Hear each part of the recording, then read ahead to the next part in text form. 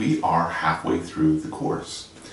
I hope you're gleaning a lot of good material, both from the content that we provided and from the forums.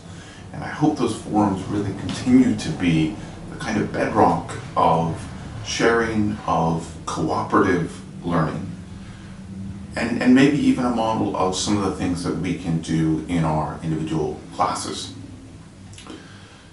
Speaking of the forums, this week I do want to do a little bit of backtracking and focusing on what we're doing this week by adding a couple of forum threads. One about organizing our lessons online. So over the last week, we've been talking about organizing our lessons, but most of the discussion has revolved around how we do that in a classroom. Many of us who are teaching now, or going to be teaching in the coming months, won't be doing that in a traditional classroom. We'll be doing that online, and we'll be making decisions about whether to do that synchronously, that is, at the same time where we're all meeting together with our classes, or asynchronously, like we do in this course. And so the question then becomes, are there differences in how we would organize our lessons in that atmosphere as opposed to the way we would do it in a traditional class setting? So I want to have a forum thread about that. And then, because this week is all about active learning, and I'll get into that in more detail in a moment, I want to have another thread that is particularly about how we do those kind of active learning techniques in an online setting. I'm also going to be setting up a shared Google Doc, which has all of the references to materials, articles, etc., that we have used in the class.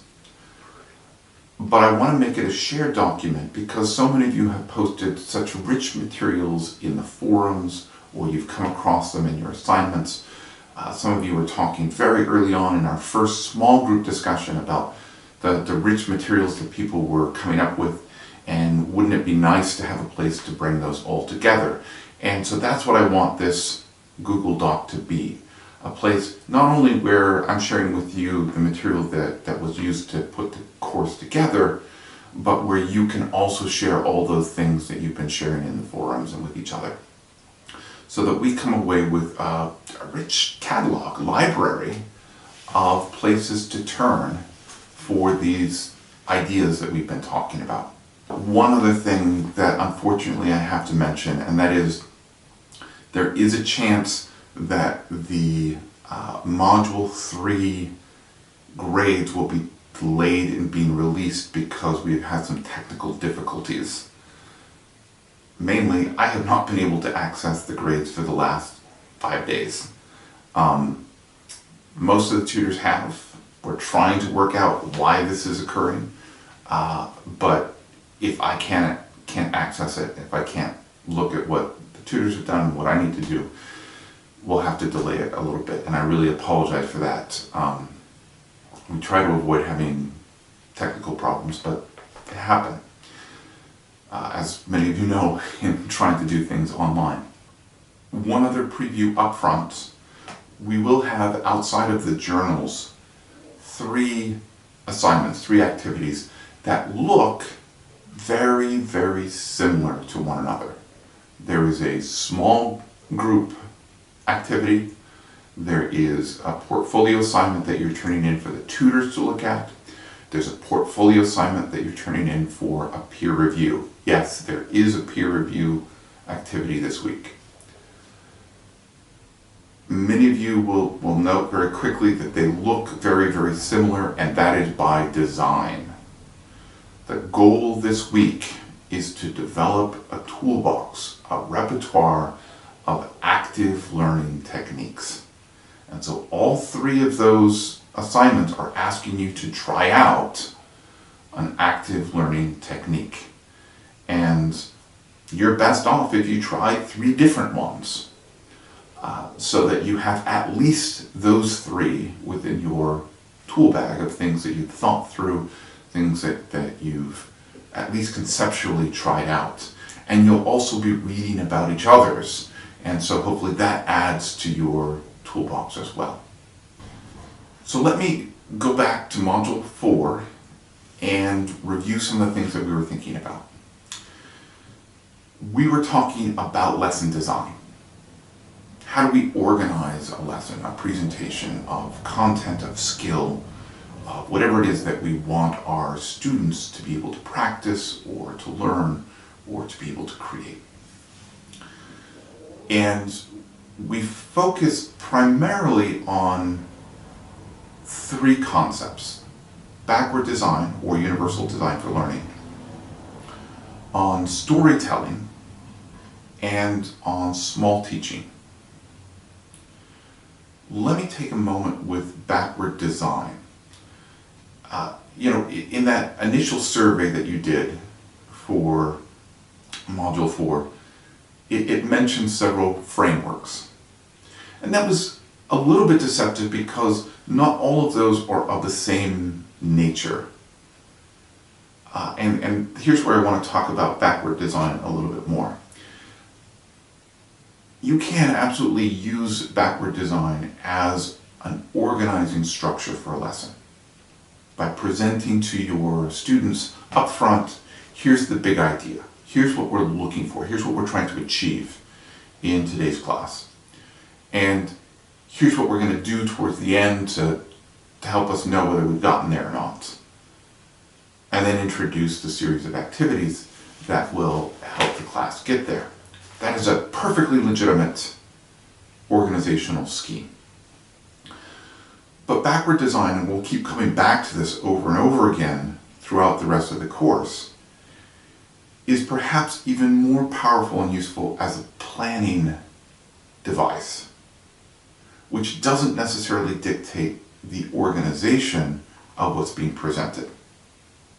So for instance, if I have a lesson that in the end I decide, the best way of going about this is to structure it as a kind of narrative.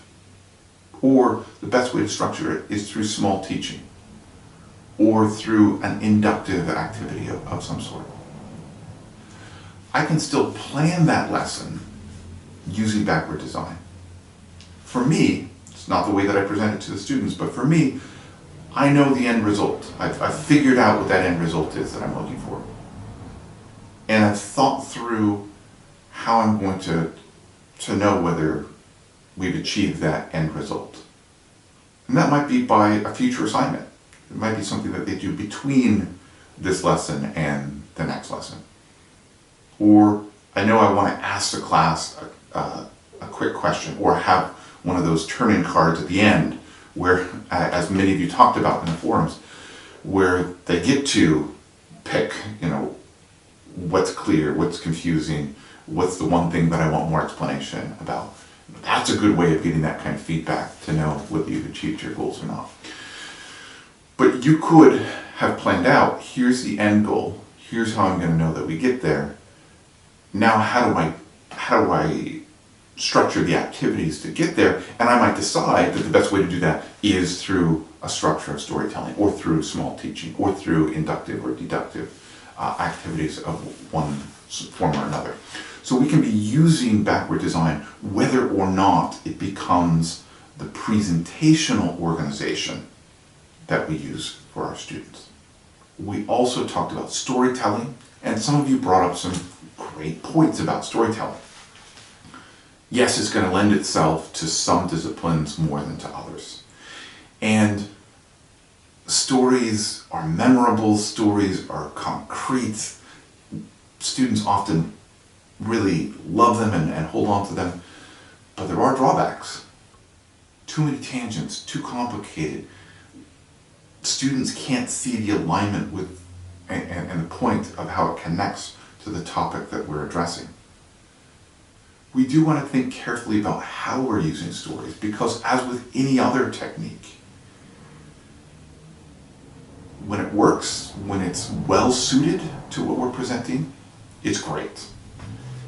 But a hammer is not always the best tool for a job. And storytelling may not be the best tool for a particular job. And a particular story, too many tangents, too complicated, etc., might not be the best story, even if storytelling is the best way of going about presenting this material that you're discussing. So we were thinking about storytelling, its power, but also the caveats associated with it. And we were thinking about small teaching. As some of you pointed out, we do really want to think about what comes even before the class starts. That setting of the stage can be really important. So we've got the pre-class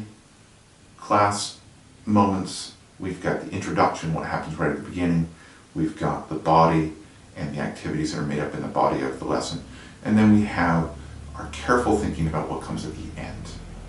How do we round it up? How do we reinforce or make practical what we've been talking about in the lesson? So that's small teach, those 4 parts of a lesson. What are we doing in Module 5? Module 5 is about active learning. We're going back to that idea of constructivism, getting our students involved in the construction, the development of their own learning. How do we give them hands-on experiences? How do we get them engaging, manipulating, trying to create with the ideas, the concepts, the skills that are at the heart of whatever it is that we're teaching? And in some ways, this is the module that is least chronological, in the sense that we are just trying to establish as many active learning techniques as we can. We're really trying to build that toolbox. And in the same way that toolbox of organizational strategies for a lesson that we were talking about need to be aligned with what we're actually teaching.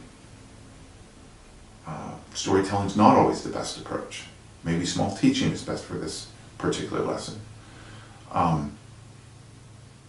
The same goes for active learning techniques. We want them to be well aligned with what we're presenting. We want it to be well aligned with where we are in the learning process. If we're just introducing an idea, we don't want a really elaborate, complicated activity. We want something that gives students a flavor of that idea, that concept, that skill, that gives them some confidence moving forward. Whereas if they've already had a lot of chances to engage those ideas, those skills, then we can have a much more complicated activity.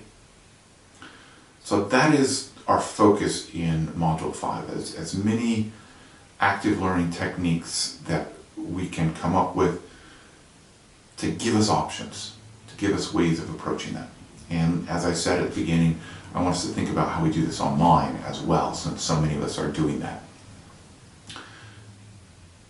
Let me get to the activities. There's of course the journal entries at the beginning and at the end, but there are 3 activities in the body of our module. The first is for the small groups, the discipline-specific groups. And what it asks you to do is to pick anything. It doesn't even have to be, your topic. It could be some cooking technique that you want to teach your child or your partner or a friend via Zoom or whatever the case may be. The idea is to take 10 minutes to teach somebody using an active learning technique, a hands-on technique where they get to try something out. You do not need to record this. You were just trying out a technique. And then once you've done that, you're going to do what we're calling a 1-minute essay. It doesn't really have to be 1 minute, but just a really quick sketch then of your impressions of what worked, what you do differently, what you have questions about in terms of trying to use that technique that you used. And you're going to take that really quick write-up that you do of that experience of trying to teach someone with an active learning technique, and you're going to share that with your small group. And you're going to read what other people are doing and have that back and forth to think about activities that you might want to try in the future. So that's the first activity. The next one is assignment 5.4. This one you'll be submitting for the tutors to look at. And here you're thinking about and choosing a active learning technique that you would use to introduce students to new material, to a new skill, new concepts. How do you get them immediately involved in that idea or that skill, that formula, whatever it is that you're teaching? And you want to think about what's the technique you would use to describe that. How is it aligned with what you want them eventually to be able to do or to think or to understand? And what kind of arrangements would you have to make? Would you need the classroom arranged in a certain way? Would you need them to do some kind of preparation if you're doing this online? Is there something that you have to do to your online platform to prepare it for this activity? So you're thinking about the technique, you're thinking about how it's aligned with what you want to introduce students to, and you're thinking about the physical preparations, the environmental preparations that you would need to enact to do this activity. That's the second assignment. The third one is the peer review assignment. And this one, again, is an active learning technique.